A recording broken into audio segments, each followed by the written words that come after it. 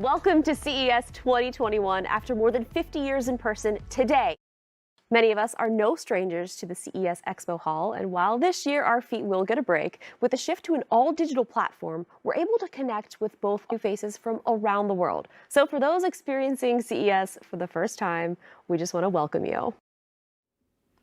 And what a better way to be welcomed to the Geeksvana Live CES 2021 review than young Justine. She is extremely talented, isn't she? And yeah. Unfortunately, now people go from that to us, of course, which is a bit of a. But we are extremely talented. Yes, we are talented in different ways, shall we say, to the lovely Justine. I'm a big fan of hers, actually. Justine, if you're watching, hi. I was going to profess love there, but my other half is listening in the other room. Just to very quickly say hello to everybody in the chat. El Smeghead, hello, sir. I know you're finishing up your shift, so you might be listening while you're driving. KH Drones UK, thank you very much for becoming a channel member. Welcome to the Drone Club. Eric Watt, Peter Campbell, Mark Lum, hi. Adrian Shipley, hello. Johnny Bermudez, good to see you. Ian Whiting, Mark Lum, Lindsay Hayes, the Flyby guys. Who's that guy? I don't know who that guy is. He's always hanging around the channel. David from Cyprus. My favourite one, Old Fart with a GoPro. It's the best name. It's an awesome. We've got some awesome names. We've also got someone in the who comments on our videos and sometimes in the live chat called Master Stupid, but it's STOOP, stupid. It's hilarious, I think, anyway. Johnny DRC, Welsh Rob, hi. AH Drone Photography, Paul Murray, hi. Good to see you as well, sir, and everybody else. And as you say, Old Fart with a GoPro, and Lindsay Hayes, and Simon Hawkins, another one of our channel members. Hello, sir. Thank you very much for coming along and joining us this evening. I've had a bit of a new experience this week, and it's been a bit of a new experience all round, actually, for the attendees of CES 2021, in that, of course, it was an all-digital platform, which, of course, for a YouTube channel, and especially a YouTube channel based in London in the UK, I'm kind of okay with it being digital from the point of view that I got to attend in a fairly simple way. I'm hoping that things, for all sorts of reasons, are in person next year, because I would really like to lose a few calories walking up and down that legendarily huge floor that CES has, and I think there's something about getting in there, isn't there, Stephen, and having a play with the physical toys and things. I know that from other trade shows that I've been to. There is, but how things are at the moment and how things have been for the past 10 months. There's nothing more that we can say is that this is the way. Yes, this is the way, which has been very popular in the Geeksvana chat this week, hasn't it? In the Geeksvana group chat, this is the way memes have been very, very popular, shall we say. Coming up on tonight's show, we're going to be talking about everything from drones to flying cars, automotive innovations, robots, yoga, and even an app-controlled perfume innovation. So we've kind of tried to mix things up a little bit from the point of view of drones, of course, the tech that you would expect to see on this channel as well, and a few new types of things as well. So really some of the things which I've spotted from CES, the 3 days of attending, and see how it looks. Yes, thank you, Lindsay, for appreciating the new look. Very clean. It's like this actually for CES, the CES colours, etc. But we might actually be keeping some of it as well. As regular viewers will know, my live streams tend to change quite a lot in their design. But yeah, there we go. So we're going to hear from Lib very quickly with one of her little clips, and then I think we're going to talk about a drone, which is exciting. We just want to say a huge thank you for your participation. We absolutely love to see you get involved. So the only things left to do now are to sit back, relax. Have you got your munchies? And enjoy the show. Yay! And you'll be seeing Lib. You'll be seeing Lib on the channel again very, very soon. She's just started reposting over on TikTok as well. As usual, there's some links in the description across to her bits and pieces, so you should go and follow her for certain. So we have the first of our two new drones to talk about, which were unveiled at the show this week, the two we're going to speak about anyway. And it's the Autel Dragonfish, which is a drone which is a little bit different to the ones that we would normally be operating, certainly as hobbyists, and even a lot of us who operate commercially. But let's have a look at the Autel release video on this one, and we'll have a little chat about the specs afterwards.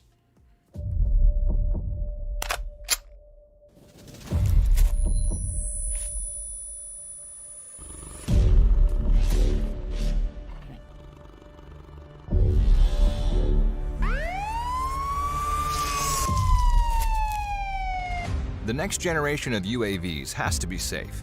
It must be reliable, and it should be flexible to adapt to the unpredictable conditions that are present out on the field, providing intelligent solutions to professionals and supplying accurate data for those in command to make critical decisions. Introducing the new Autel Robotics Dragonfish Veto UAS. The Dragonfish boasts a new tilt rotor design that combines the efficiency of fixed-wing aircraft endurance with the takeoff convenience of traditional multi-rotor drones.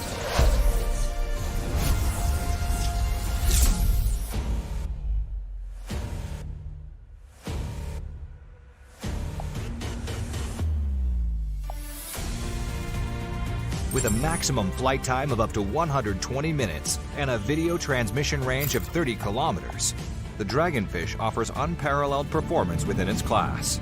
The provided GNSS base station and the integrated RTK module allows the Dragonfish to fly confidently in complex environments while capturing precise, centimeter-accurate data.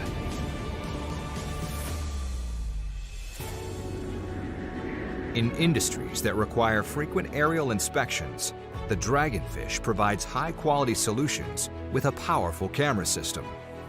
A modular payload mount with quick-release function enables the Dragonfish to mount a variety of payloads effortlessly to suit different mission needs.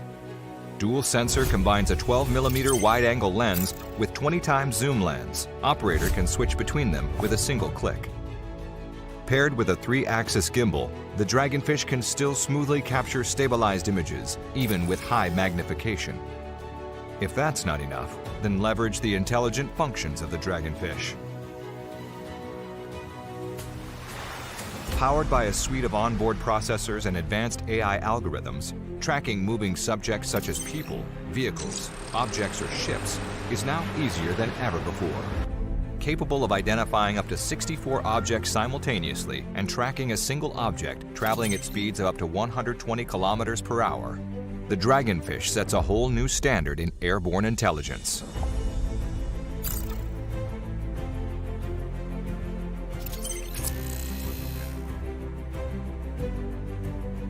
The advanced mission planning function allows you to quickly change its flight path when any unpredictable changes happen. The terrain following feature allows the Dragonfish to calculate terrain changes in real time and carries out different flight path adjustments to avoid any incidents possibly caused by unpredictable topographical differing. Reliable and efficient, the Dragonfish offers a multitude of redundancy systems for a smooth, safe flying experience.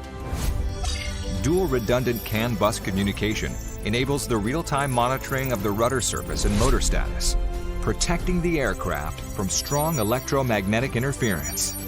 Onboard AI self-checks the system continuously to prevent faults and accidents before they occur. In a world that demands more, Autel Robotics sets a whole new standard by combining power, performance, and intelligence to create the ultimate VTOL UAS.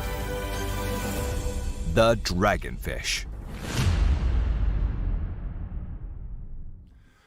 Well, I think that's pretty exciting, don't you? I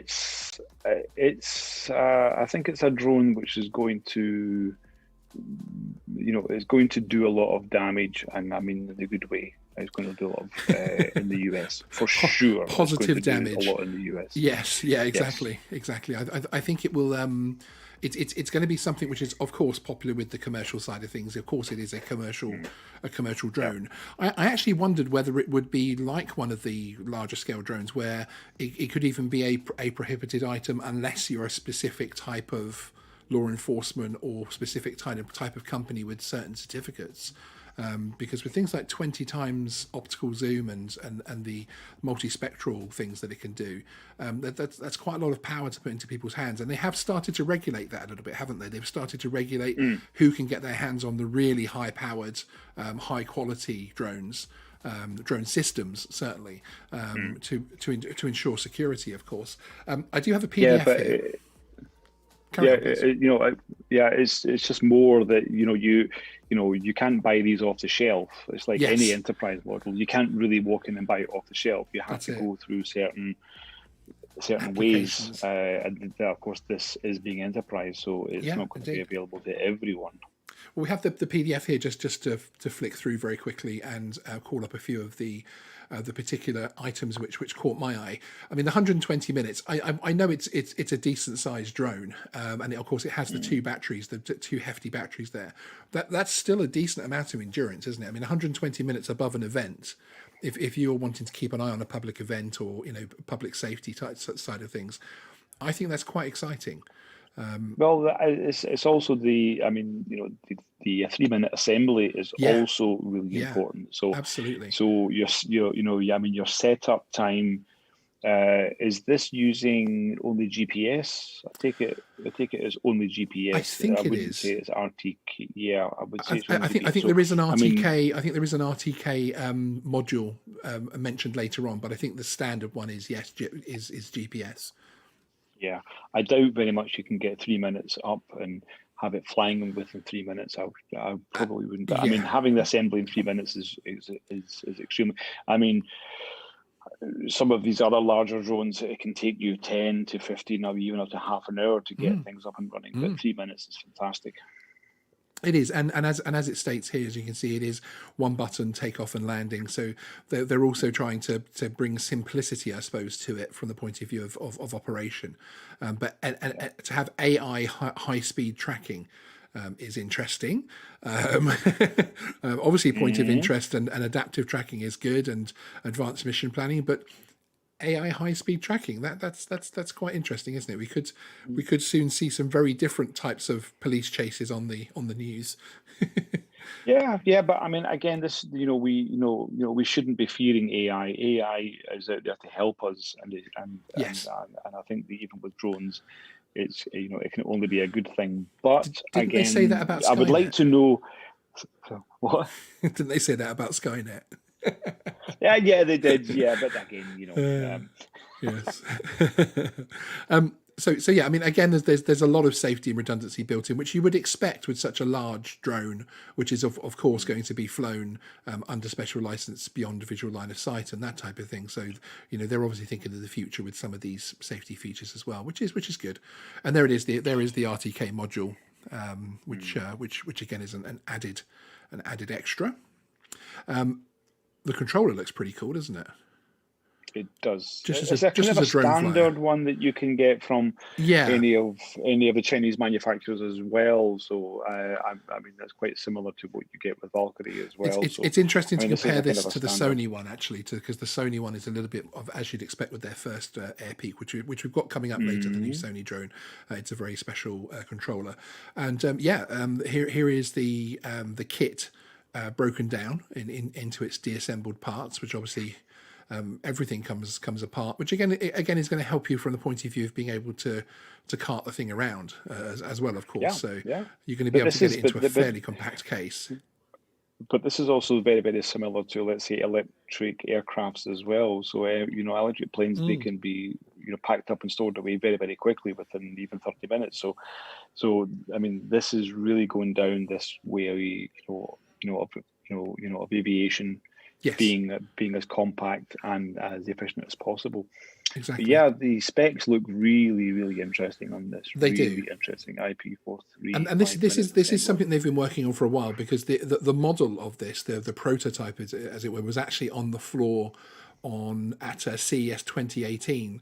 Aldrin over at Flightpath, he has a YouTube video from CES 2018, which you can go to his channel and watch, which he's actually having a look at and having a chat with them about the prototype of this. The amount of different deployments that this is going to help with is absolutely incredible. Frankly, it says here 5 minutes assembled and ready to fly, which is good. 67 miles per hour top speed, which again that's obviously going to help with the AI fast tracking.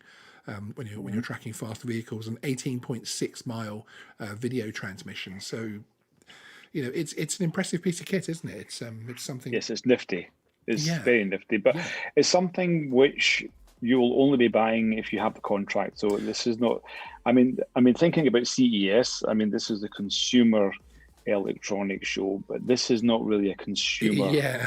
Drone. It's stretching it a little bit, isn't it?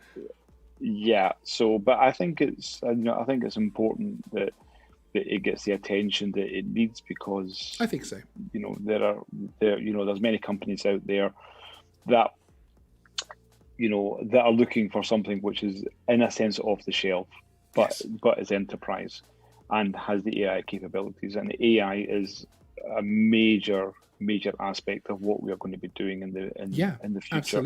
Absolutely. And if it has a whole package and RTK, then I fully support it. It's really interesting. I don't think we'll see much of this in Europe, to be honest with you. I don't really think we'll see. I hope we do, but I don't think we'll see much of this. I know what you mean. The US federal market is keen for this type of drone, isn't it? So it feels like the final development process of this particular craft might have been focused towards that, like you say. So it should be very interesting.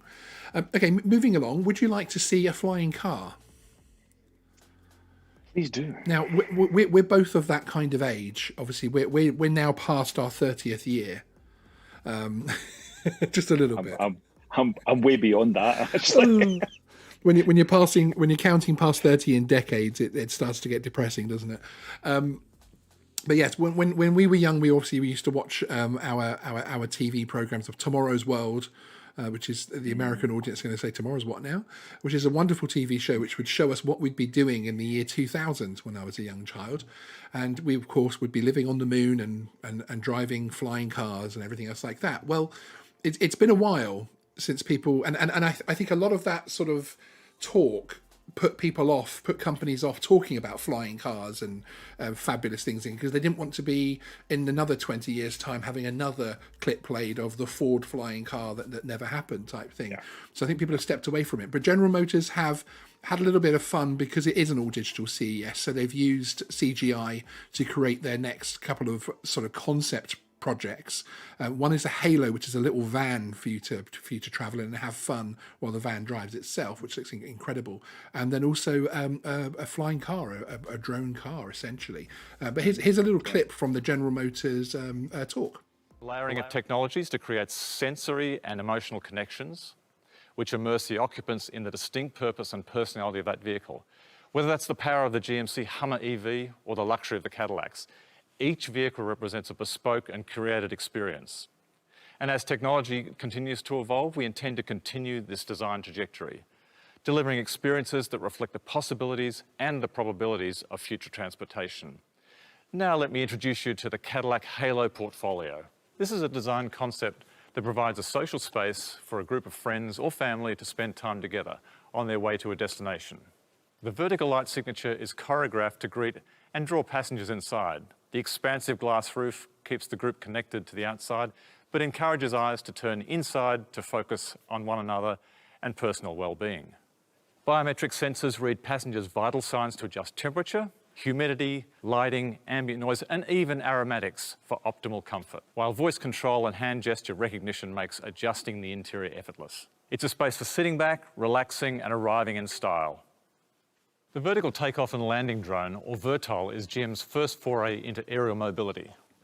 We are preparing for a world where advances in electric and autonomous technology make personal air travel possible.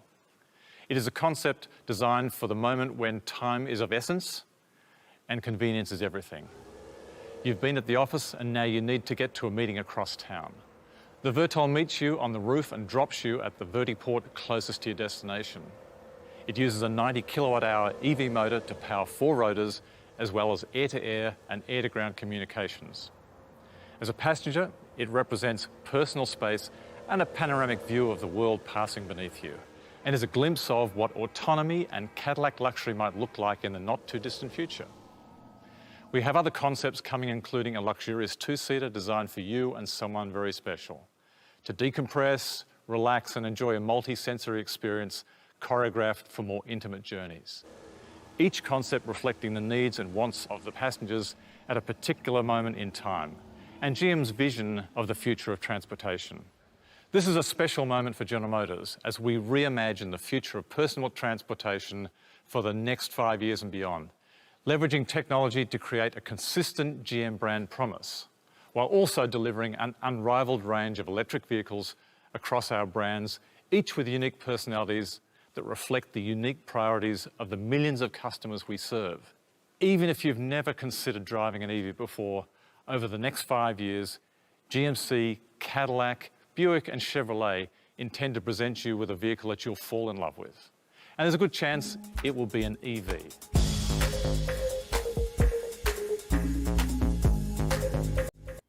So that's a cool video, and I love the fact that General Motors have embraced the CGI side of things, if that makes sense.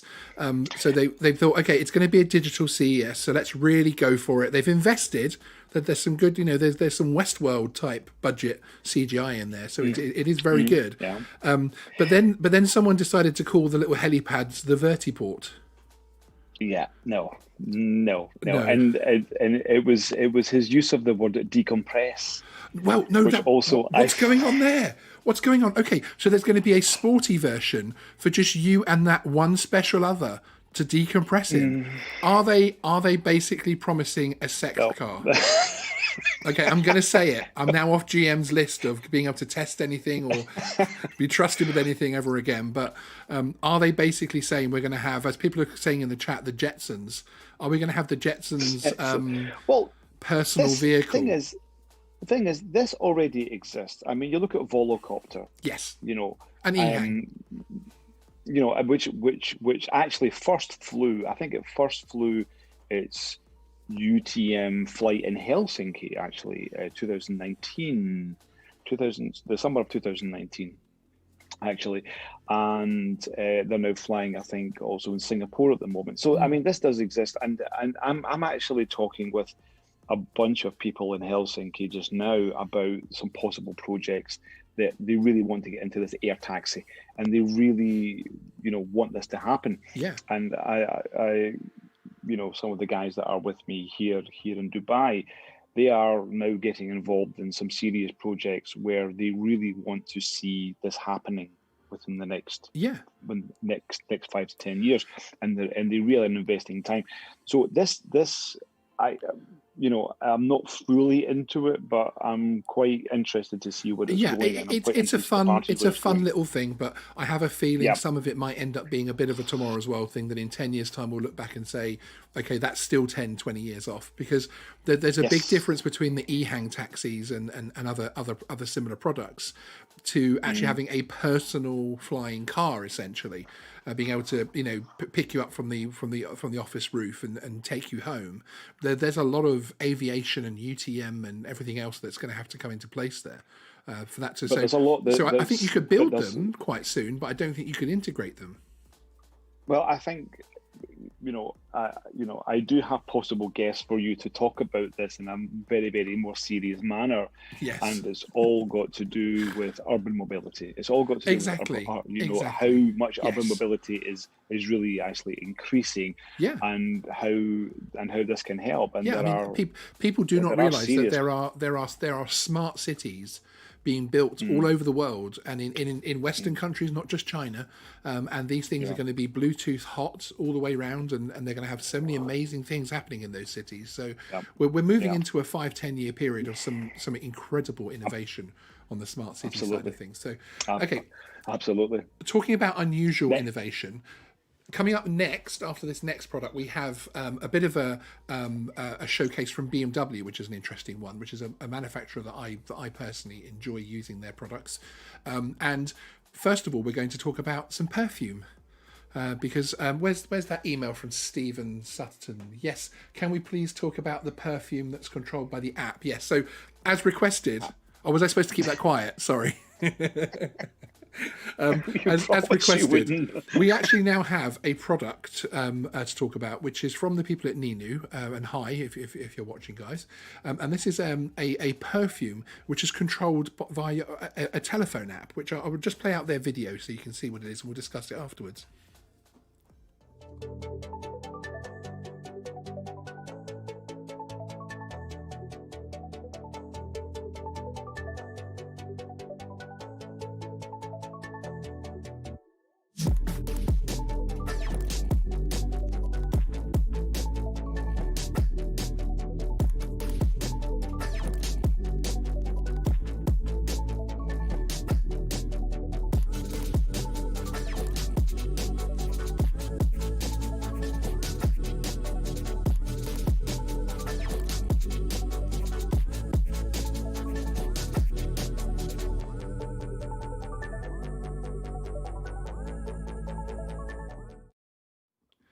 Now, all joking aside, I actually think that's quite a good product. Okay, so the way it works, well, okay, excellent. And as I was just laughing about the flying car, which is closer to drones on my channel than anything else, this I actually quite like.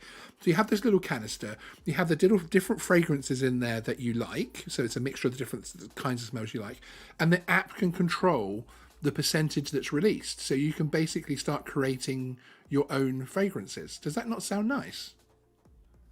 I think there should be less fragrance at the moment. I can tell you right now, here in Dubai, actually, I would say that everyone wears way too much perfume and aftershave. Yes. Everyone who passes me, Yes. it's incredibly strong. But Again, this is great why. because you can dial it down. You can make it subtle, and as the app was showing, you can have presets for sport and for the bedroom and for home and for the office. So you can give off a different bedroom. Yeah, there was a bedroom setting on there, so you can preset for the bedroom. So before you walk in, you press the bedroom on your phone, bedroom app. And then you go in and you smell, how you want to smell in the bedroom, however that may be. So that would be the decompression, would it? That could be the decompression. So using this product with the General Motors Halo 2-seater special edition for you and a special friend, we're starting to build a theme here, aren't we, tonight? But I can't wait to talk about Sony right now.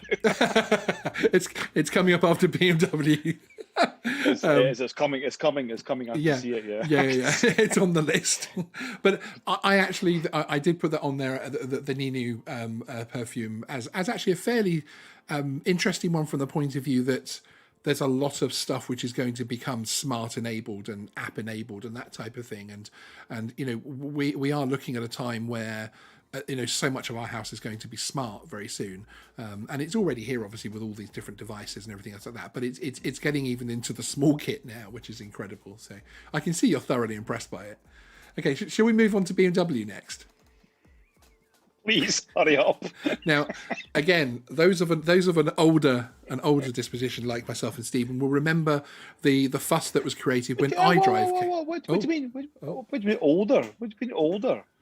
Well, we've already established that we're over 30, which I think for most TikTokers means we're ancient in it. Oh, okay, fine. So that's my personal opinion. But we certainly remember the 7 Series coming along with its iDrive, and it was, both, I think there were equal amounts of people that liked that and disliked that particular process of having everything on one wheel and everything. And I know they went through different variations. Well, we have a new variation that's starting to come out. And I've got a couple of videos to play. The first one is the intro from BMW, which I'll play out now. To make one thing clear, we at BMW did not invent the wheel. And we didn't invent the steering wheel either. But in 2001, we at BMW did invent one wheel. We called it iDrive. At that time, cars had learned how to telephone, navigate, and play all kinds of media. Imagine the many extra buttons to operate all this. But thanks to this little wheel, you can now control everything with one hand. Revolutionary in those days. By now, this wheel belongs in every decent car. And today, 20 years later, we present the next revolution. And the future of iDrive is not just about a wheel. It is so much more. It's all about you, The car welcomes you with open arms. It is an immersive experience. It's your personal stage. Empowering, emotional, and ever evolving. The intelligent fusion of sensing. Are you ready for the future of iDrive?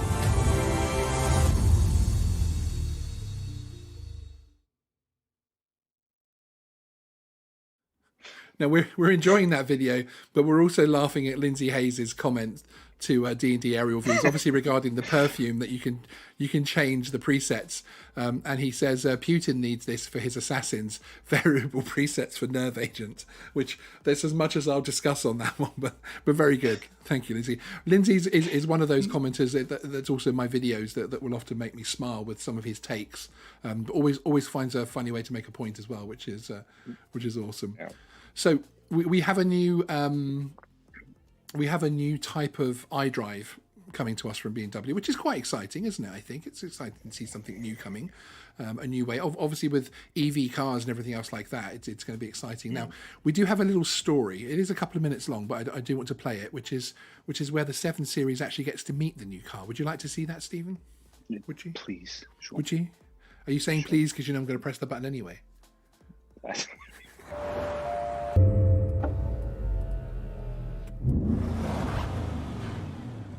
Hey, you!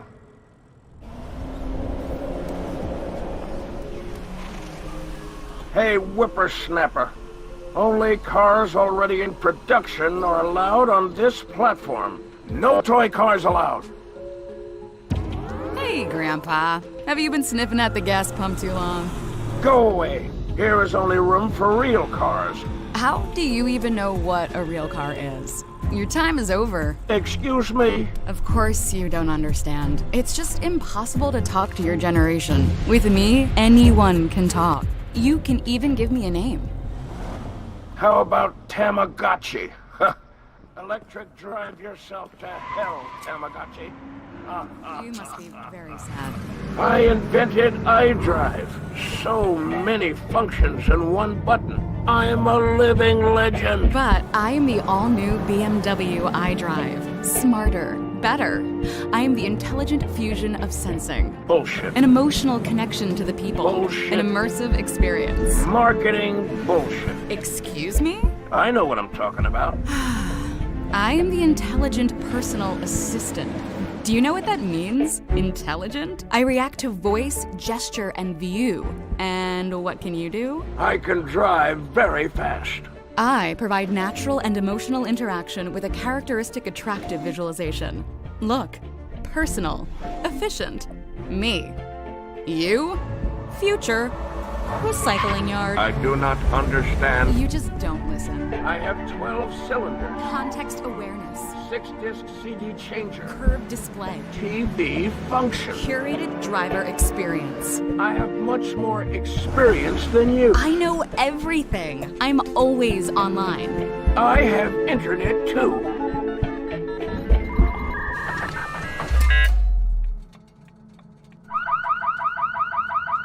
OMG. Did you just die? Leave me alone.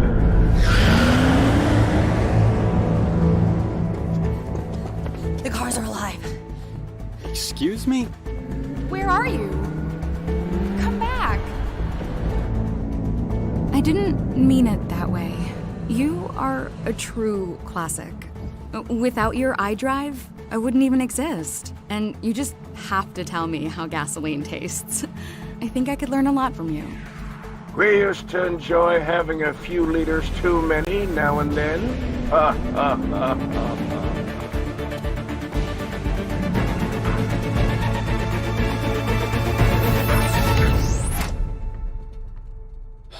Nothing's happening.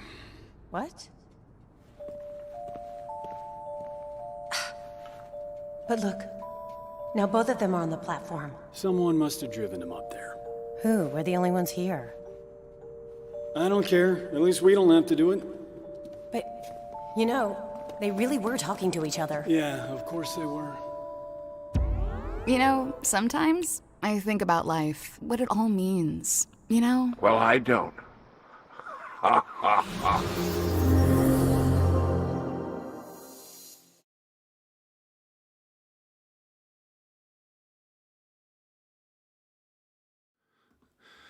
And there you go.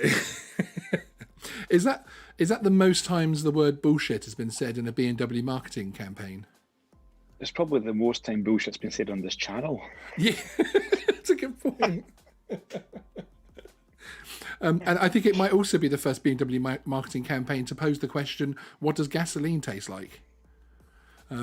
Yes. But, you know, it's a bit of fun. And I have to say, I do like it when car manufacturers in particular like to tell their little stories in their marketing campaigns. And I do like the effort they put in, even though it was a bit of a strange remake of Cars, wasn't it? Yes. They really should concentrate on cars rather than watching cars. Yes. I'm slightly offended by the old man voice that they use for the 760, but that's fine. I promise I won't get triggered. No. Yeah, it was. Would I'm moving swiftly on. Would you like to move on to a drone next? For the love of yes, please. Okay, people who joined me for the live stream earlier in the week, which came after the announcement at CES, will know that obviously the Sony AirPeak announcement is out there now. We're going to look at the first video on this and then come back and talk to it very briefly. Talk about it. Today, we'd like to introduce a new product integrating AI and robotics, designed for adventurous creators. This is AirPeak. AirPeak enables video creators to explore new frontiers for visual expression. With Sony's Alpha camera, stable dynamic remote shooting is possible. Creators have unlimited potential to capture stunning images from above. AirPeak transforms the skies into an infinite creative playground.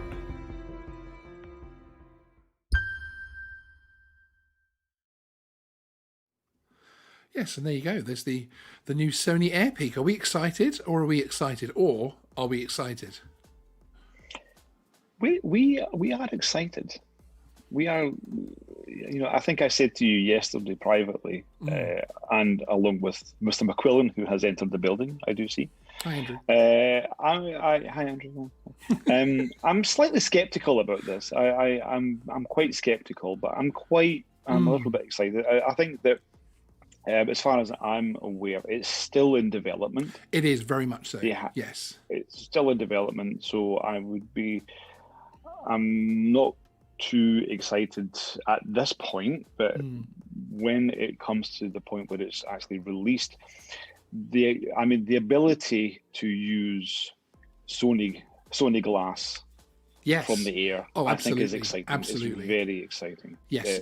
Sony glass is just fantastic, and this is not really a consumer; it's prosumer. Even professional, I would say it's even above that. Yeah, and although it doesn't mean a hobbyist like me can't fly one, of course, but No, of course not. But one thing which I am very skeptical about is the user interface of the remote. So I think there was a quick clip. I'm not sure if it was this video or yes. Another Well, video. I can play that. I can play that clip now, and then we can come back and talk about that. Okay, cool. Excellent segue. Excellent. Right into it. Because I'm really interested to see how this is going to look. Is it from the remote? I'm really curious because this will be the seller. I think if they can get a good user interface, which is very easy to use, because the camera user interface is terrible. Yes, that's right. Absolutely, it's really bad. It's the only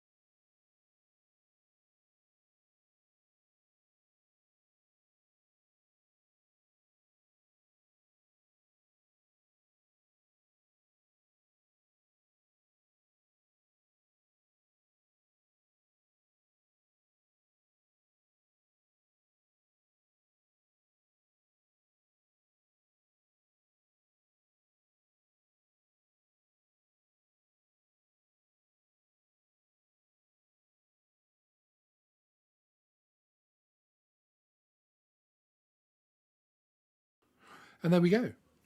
It's you know, it is definitely a development product, and I wonder if things hadn't changed a little bit as they have for DJI in the marketplace, whether or not this would have been CES 2022's release, having done, because they can still get partners and have people to work with them behind the scenes without needing to do a public launch, of course.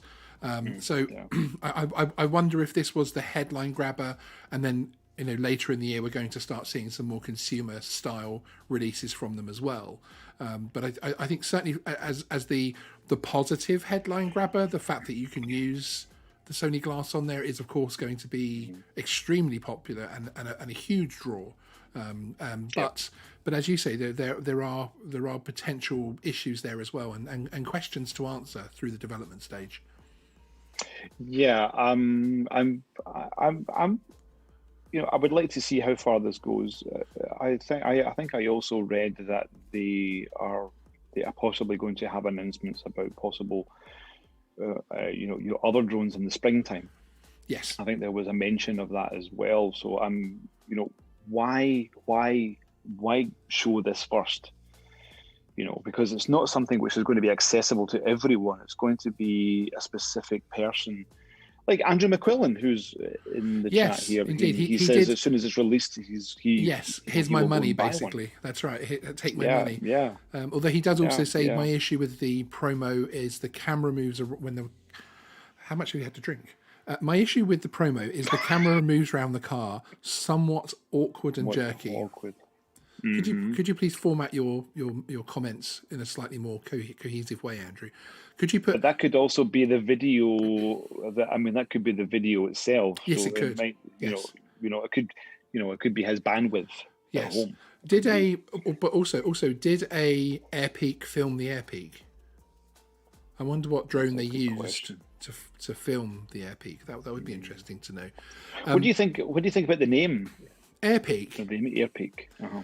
Well, it's. I'm not sure that because Air Peak is obviously the project name, so I think there's going to be the Air Peak 250 and it'll be the sub 250 gram, and the Air Peak 600 and it'll be this one and that sort of thing. So, I think it's an interesting name. I think it's one of those ones where they're such a big company. It's a bit like the Microsoft Xbox.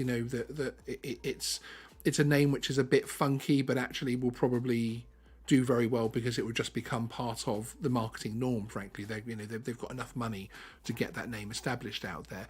I think they could have used something else, but I suppose it's distinctive. One question actually. I don't like it. I don't like it. And as Andrew says here, that if it fails, having Peak in the name will be a PR disaster. I do agree with that. I think the Air Peak doesn't. It just doesn't say. Yeah. What it does. Absolutely. I think it's a rushed. I think that I get the feeling just that it was something that they were in the boardroom and they said, we have to get this out and what shall we call it? And they just called it Air Peak. I don't know. It just feels like there was not much thought put into it. Yeah, no, of course we don't know. Yeah, and Andrew, from 0 being completely sober and 10 being you can hardly see the screen in front of you. How drunk are you? So he's saying he's running out. Lockdown, limited restocking. Bless him. Okay. So we're going to move on from drones for a moment, and we're going to talk about smartphones very quickly. We do have more drones coming up, which is actually the Verizon project, which will be here shortly on Geeksvana.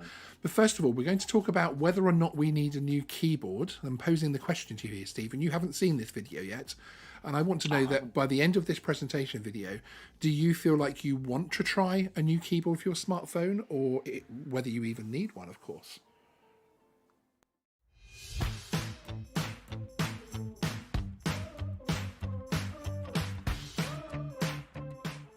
The keyboard on the phone is the same keyboard that was developed in the 19th century for typewriters. Oh, okay. All right, so it hasn't changed. It hasn't changed really at all. What was invented for like 10-finger typing now is supposed to be good for 2-thumb typing, and it's not. And so actually Janice came up with this idea to rethink, hey, how would I design a keyboard made for the smartphone? So you could see there's, for example, 2 space buttons in the middle. Yeah. Why? Because we use space buttons the most. It's like the best way of utilizing the space you have with your touch screen and making the keys bigger.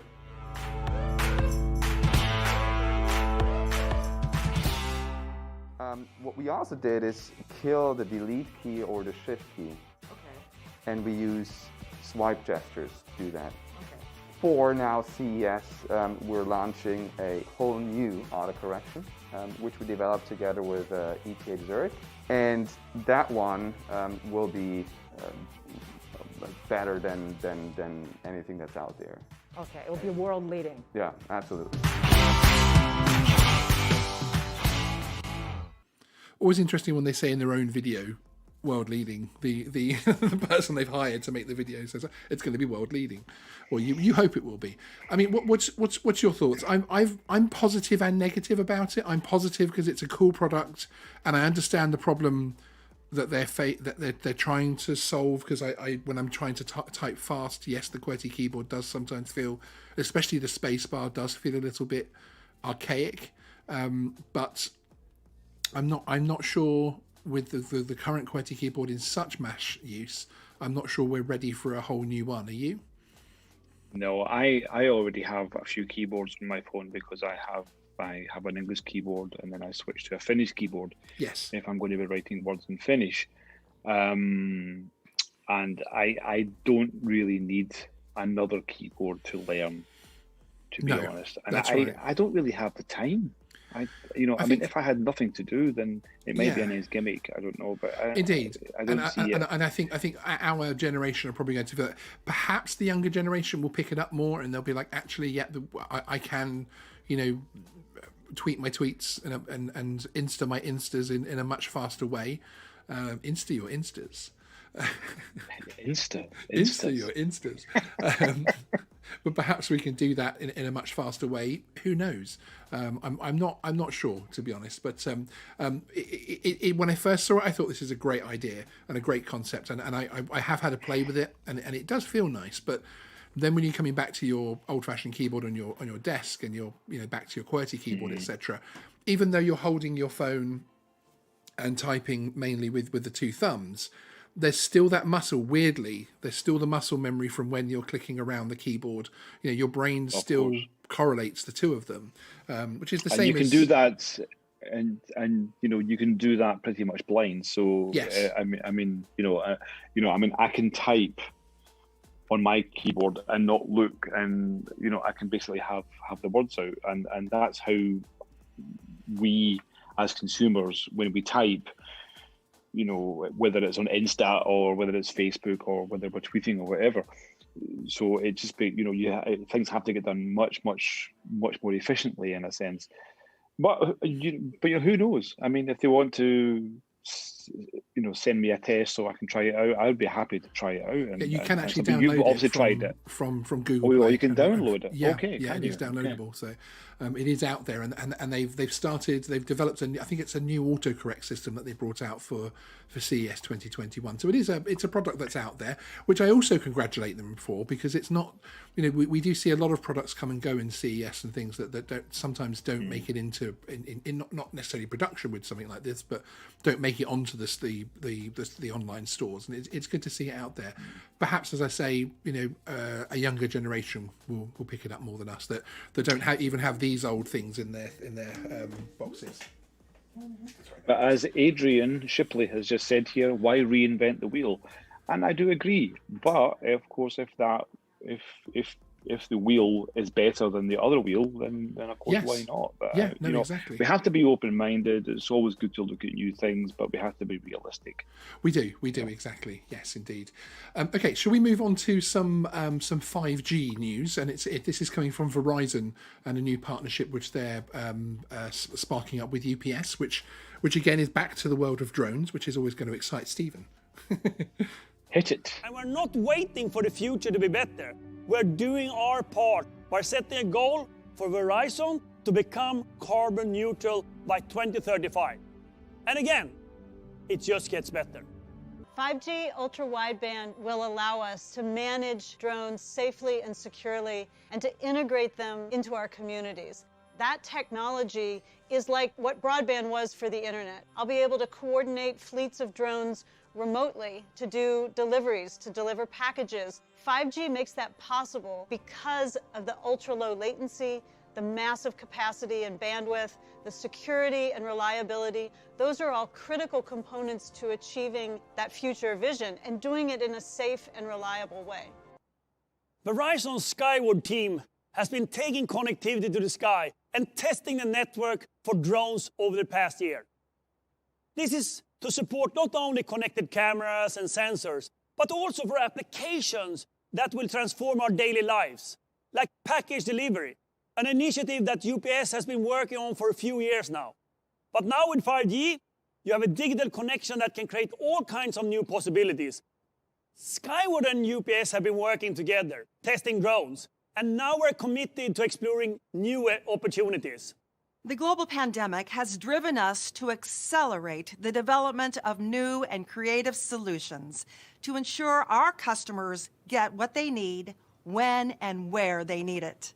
Autonomous mobility, supported by advanced technologies like 5G and drones, will be more critical in the future, and we will continue to rely on partners like Verizon and Skyward to enable them. A couple of messages in the chat there made me laugh again. I'm laughing more about the chat when we're playing these videos than actually the videos themselves. Ken Heron says, "It's not a tumor." And Mike Drennan is wondering what kind of air was in that room. I don't know what you guys mean by that.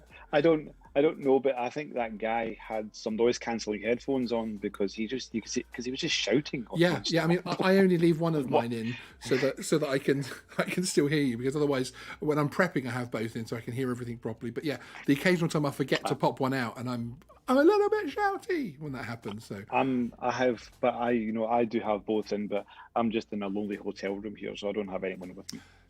So compared to your Finnish studio that you normally come from, we appreciate you coming to us in any way that you can, and it's actually very good.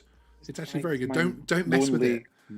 Oh, lonely hotel room. Is this going back to that two-seater thing where you and a special friend? It's a bit messy, actually. Decompressing. Yeah, that's it. Come back and decompress in my special GM flying car built for two. It's a little bit scary. Okay, but it's quite interesting. This whole 5G thing it really is. I mean, I don't think we've even scratched the surface at the moment, because many of us don't even have 5G phones, or 5G phones are maybe absolutely a bit more popular. The networks aren't in place yet. Yeah, but there are a lot of projects out there just now, especially in Europe. There's a lot of projects going on with 5G drones, which I can obviously, I can introduce you to that actually. But I think you'll probably see some of that in 2021, Sean. I think you'll see that when you. Yes, I agree. I think around, but there are, we'll keep that quiet for now. We'll keep that quiet. But coming on Geeksvana. 5G. Yes, there are some good 5G drone projects out there just now, which are happening, kind of cross-border stuff. So exactly, kind of Spain, Greece, Estonia, and Finland. I don't know if there's anything happening in the UK, but there's a lot of projects, and they're working on those, and it will be really exciting when they have the results. 5G is going to really revolutionise that side of things, and it's interesting to see them, move forward, because obviously UPS have done so much development with their drone delivery side of things. So it's interesting to see them move forward on the 5G side of things and actually connect with Verizon to do that. There are so many little pockets of innovation happening that I think is going to be very interesting. Okay, Ken Heron, a $20 super chat. Thank you very much, sir. I really appreciate it. By the way, I'm going to be mentioning it later, but everyone go watch Ken's channel later. El Smeged, could you put a link to Ken's live show later? TNL, which is at 1 a.m. in the UK, 7 p.m. Central, and it is going to be awesome as usual. And he is saying, ask Flyby to say, I'm going to give it... I think he actually wants you to do an impersonation here. I'm going to give it. He's asked me this Captain. A few times. Has he? He's even sent me an email asking, can you? Because actually, Ken has got some Scottish heritage. Actually, it doesn't surprise me. He's got some Scottish heritage. He actually told me, and I think he even told me he's even got a kilt. Does he? even owns Does a he wear kilt. anything under the kilt? Yeah. So are you going to Well- give him, I'm going to give it all she's got, Captain, or are you going to refrain from that particular racial stereotype? I don't believe it's I don't believe Okay. it's a racial. I think okay, Ken, this is for you. I'm going to give it all she's got, Captain. There you go. He even slipped into McDonald's clan. There you go. He even slipped into character for you then, Ken. But no, yeah, I think the 5G thing is going to be very exciting. And like you say, 2021 is going to be a very interesting year for 5G with drones as well, from the point of view of the projects which we're going to see on both line of sight and beyond visual line of sight as well, of course. Okay, we have coming up next, we've got, still coming up in the show, we have got some yoga. We've got some computer game innovation, which is very exciting. And we have the Mercedes Hyperscreen. Which one would you like to see next? You can choose. We can break protocol and Stephen can run the show. Which one would you like to see next, Stephen? Ooh, so you've got yoga, a okay, gaming innovation, or Mercedes Hyperscreen? Let's go for the yoga. Going for yoga.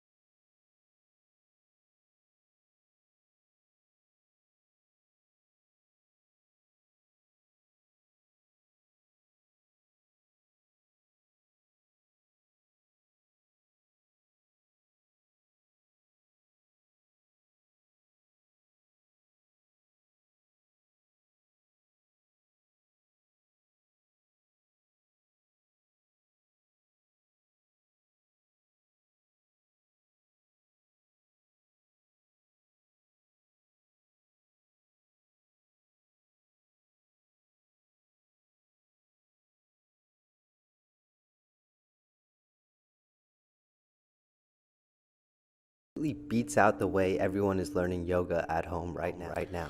Okay, so apparently the yoga video had no audio, so I'm going to replay it with the audio. During the pandemic, a lot of people began practicing yoga online. They wanted ways to stay healthy, but it seems that the solutions were not very interactive and immersive. Using native Apple technology, we created an app that more matches what a true yoga studio experience feels like. At Yogify, we created a virtual yoga experience. Here, our users can learn, explore, and practice yoga alongside many virtual trainers. It's pretty simple. All you have to do is walk around your room and place the background to declutter the mess of your house. And then you place your trainer alongside of you and begin practicing by placing your iPhone in front of your Apple TV. I choose to practice without a background, but that's just my personal choice. With your left foot forward, keep your arms out parallel to the ground. Inhale and slowly lift your left arm above the shoulders. Looking forward, raise your right arm as well. Exhale and bring both the arms down parallel to the ground. The amazing thing about this app is that it completely beats out the way everyone is learning yoga at home right now. This isn't a YouTube video with a wannabe yogi. Our app provides the user with a virtual ambiance and an animated trainer who hits every position exactly and precisely. It also provides a user with a mirror using the screen sharing option on the Apple TV. This way, the user can see exactly what poses they're doing and how they're doing them, and correct from there, which is very important when practicing yoga.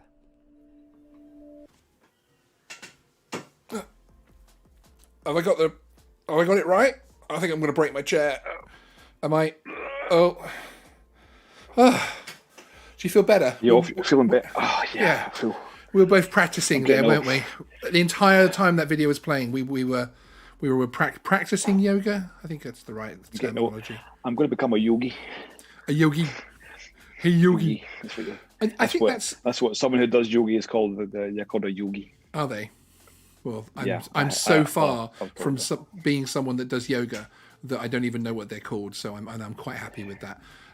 People were suggesting that there might be some kind of sexual use for that particular product, and I'm not sure what they mean by that. I mean, it can't be more sexual than the General Motors 2-seater, intimate, decompression sports car for you and that special person in your life. It's a bit scary. I know really. exactly what they're talking about, actually, and I think that I know I've got some friends who do yoga, and they're very, very serious about yoga. Yes, and yoga, I think, is very much about the teacher. It's very much about the experience, and for the want of the word spiritual, I don't know, that you really have to have a connection with what you're doing with that person. So I'm not sure if this would really work, but of course, during this crisis that we're having right now all over the world, I think that this is a very good. Anything that gets let's people say, moving second around, best. anything that gets people moving around is terrible. I mean, it's very good. Yeah. They're not going to get me moving around. Okay, we'll move on to a gaming innovation, which is actually one that I'm quite excited about. So please don't laugh at this one, okay? Try not to laugh at this one. Okay, you Right, promise? Okay. I promise. Okay, he promised. Everybody heard that.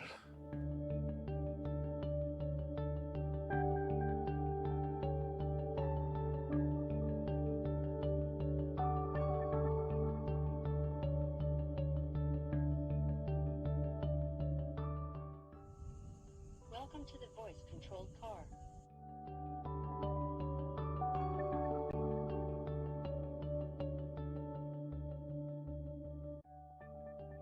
Change lights to red. The car's lights are now red. What's next? Welcome to your onboard ship assistant.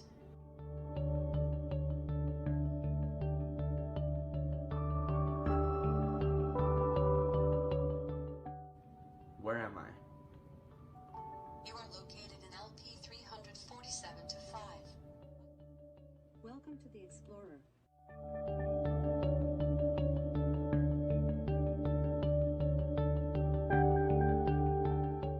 What's in front of me? A destructible box is in front of you. What's in front of me? A chomper is in front of you. Attack. Swinging.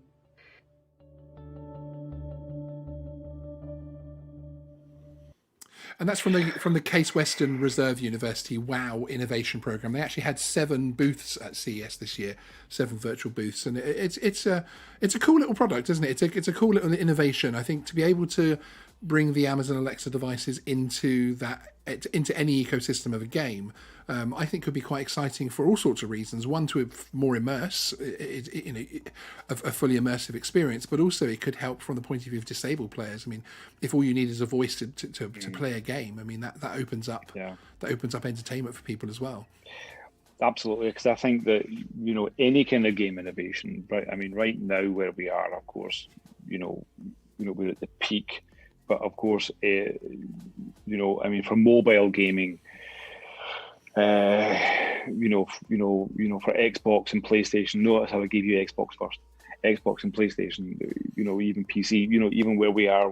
With the Microsoft flight simulator. Yes. It's really, really nice to see that there's another side of the gaming development which is not going down the obvious route, but is going down somewhere else, which can help many other people, and also can lead to other things. Because this is, much like the drone industry, much like the drone world where we are, where a lot of what we are doing at the moment is kind of using our imagination to try to build upon the world that we have. Yes, it's great to see that the gaming, the gaming industry is still doing the same and still being extremely innovative in a way which is beyond what we, let's say, can think of, and not just a game that looks good and is very, very playable, but is extremely immersive and can take not only us but other people with let's say different backgrounds, into a new way, which I think is absolutely fantastic. Indeed. I would like to see that in the future. A couple of comments from the chat. Johnny DRC says, "Bring me a beer car," which it's nice to see people thinking of innovative ways to use it. And Adrian Shipley, if you've got a Yorkshire accent, it will never understand you. Do you find that the digital assistants have issues with the Scottish accent at all when you use them? Let's find out. Oh. Okay, Alexa. I've got my headphones in. You're trying to set you mine got your off. headphones in, but I'm just trying to see if anyone else. And when Ken Heron Alexa. tried to Skype me, I pulled mine out the wall over there, so that one's not working. Let's see if other people are getting that as well. So. Yeah, indeed. See if anyone else's has gone off. Because it is interesting that Adrian says about the Yorkshire accent, because I have relatives in Yorkshire who do struggle with it, which is interesting. And Elsmega saying Alexa doesn't even respond to a Scottish accent. Scottish. That is not true, because my Alexa at home responds very well to me. And as Ken Heron says, if your wife hasn't I have a broken great Scottish accent, so. Well, but if your wife hasn't broken the Alexa devices by the time you go back, we remember the 2020 fern, the 2020 tree, the palm tree of 2020. It will not go unpunished. We will not forget. It's actually currently seeding right now. So is it? It is. Yes. So it could be making a comeback by the time you get back. Yeah. It might make a comeback, yeah. Forgiveness. Yeah. We could. Forgiveness is there. Okay. A video now from Mercedes. One of the things I love about the Mercedes cars is the innovation in the interiors and the tech they use, particularly for the dashboards. Well, they've got a new innovative system called the Hyperscreen, which got a little video about here, which is very interesting.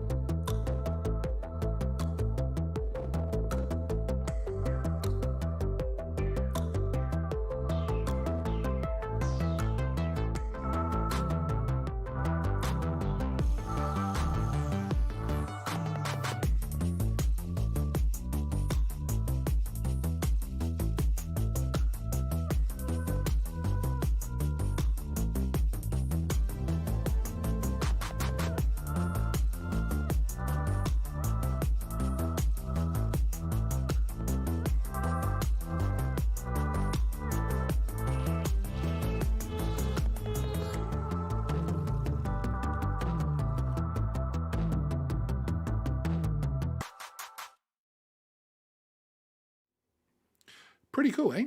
When you've got the actual, literally the full dashboard there is one connected screen. And of course you can play with what you have up there and that type of thing. It reminds me of the new G-Wagon has a very similar dash interface to that, which was obviously the previous generation. And it just blows my mind. I mean, I always think about being the second person or third person to own those vehicles, and when they start to go wrong and you've got to replace that entire glass, but that's probably because I'm the son of a mechanic, so that's probably what I'm thinking of is people 10 years down the road having problems with those, and Facebook Mercedes Facebook groups. Anyone had a problem with the Hyperscreen? Anyone know how to fix it? It's like, no mate, you need a whole new Hyperscreen, $3,000. I was doing my London accent there. How was that? Yeah. Maybe you should say Hyperscreen. Hyperscreen. We can Hyperscreen. We can do no more, Captain. How's that? Ken, was that good? Yeah, we'll have to rate the accent. So excellent. Okay, well that's it for this evening's CES 2021 review. Something a little bit different from Geeksvana, as I was allowed. They allowed me, at least in a socially distant way, to attend, so it's about as close as I would allow me to get there as well, to be fair, and be completely fair to them. So we thought we'd bring you some of the things which we spotted, some of the big names, some of the small things, like Stephen's favourite product from CES 2021, which is of course the app-controlled perfume dispenser. And he is on the pre-order list for that particular product, I think, aren't you, Stephen? Why? I forget it. Yeah. Excellent. Well, join us again next week. It will be myself and my special guest, Johnny Bermudez, from 9 p.m. UK, which is 4 p.m. EST. We'll see all you guys then. Bye-bye.